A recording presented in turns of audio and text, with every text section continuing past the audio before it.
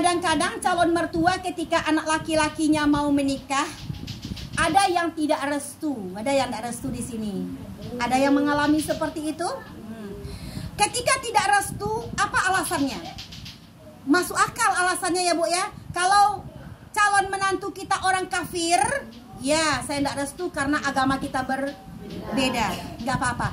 Tapi kalau cuma alasannya dia orang miskin, tidak diterima. Asalkan kiblatnya ke Ka'bah, tetap restui. Restu ini adalah milik mertua, milik kita. Walaupun kita punya senjata tidak merestui pernikahan anak kita, jangan gunakan senjata itu. Kenapa? Karena ketika anakmu menikah nanti gara-gara dia tidak mendapatkan restu dari dirimu, maka dia nanti akan banyak ujian-ujian di dalam rumah tangganya. Makanya saya katakan kepada ibu-ibu, siapapun menantu kita, tolong restui. Walaupun miskin dia restui, Allah yang akan kayakan. Asalkan dia soleh, dia taat, dia sayang kepada kita, ayo silakan.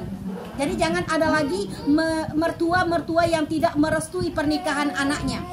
Misalnya, contoh, anak kita mau menikah dengan orang Sulit Air misalnya, atau dengan orang Solo, atau dengan orang Batu Sangkar, atau dengan orang Jawa. Kebanyakan para orang tua selalu mengatakan demikian. Begini contohnya, kamu menikah nak?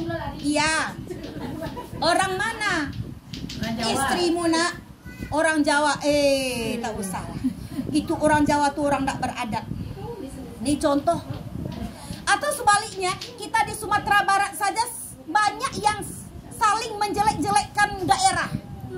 Contoh, kamu menikah nak? Ya. Dengan orang mana nak? Dengan orang Solo, mak. Jangan lagi. Itu tetangga kita menikah dengan orang Solo. Patuh dia ke istrinya. Sampai sekarang tak balik-balik ke kampung kita. Nah, mungkin saja dia uang nggak ada. Atau sebaliknya dia menikah dengan orang Pariaman mungkin. Contoh, iya mau menikah nak? Iya, dengan mana? Orang Pariaman. Jangan lagi nak, orang Pariaman tuh mahal, dibeli nak. Ada yang gratisnya. Nego lah. Main belakang lah gitu. Jadi jangan kita saling menjelek-jelek gitu. Atau menikah dengan orang Payakumbuh, orang Payakumbuh begini. Nah, jadi ibu menantu orang mana? Orang planet. Hah? Mau menantunya orang planet sana? Jadi kalau anak kita nyaman bersamanya, sayang bersamanya, restui pernikahan anak kita. Kalau kita tidak merestui pernikahan anak kita, kita akan kehilangan dua.